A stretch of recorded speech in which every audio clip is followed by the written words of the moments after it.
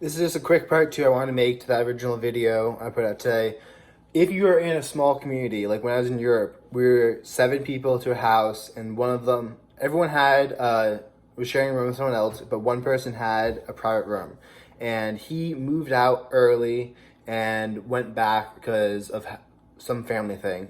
But that left his room available, and my roommate snored, so I really, really, really wanted his room, and I didn't want to come across as selfish because I had to still live in the house with these people for another 3 more days.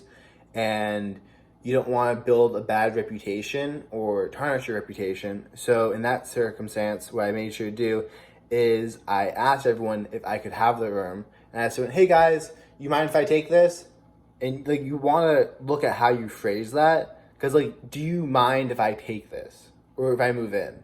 Because I don't want to phrase it as, "Hey, does anyone else want this room?" I mean, I'm betting a lot of other people wanted the room, but do you mind if I move in, or do you mind if I take this?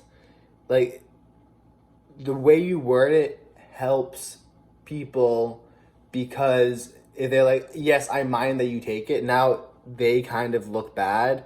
But if you're like, hey, does anyone else want this? And they're like, yes, I want this, then now you have to solve out that issue.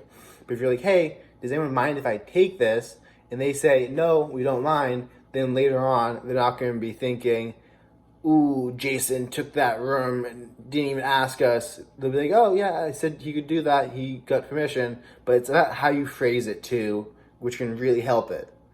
Because if I just moved in, then later on that night when we're at the table together or we're playing board games together, they'll be thinking like, you just took that room and didn't even ask. Like, that's kind of inconsiderate, that's kind of greedy, all this stuff. They'll be, I don't know, they're kind of jealous that you have the better room. So they're going to be thinking about all this crap in their mind.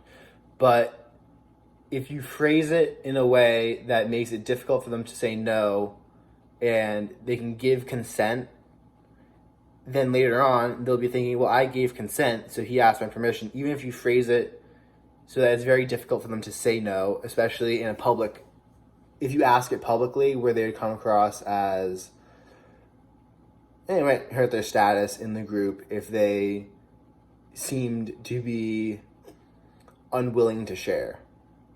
So, I don't know, 48 Laws of Power stuff. Read the book.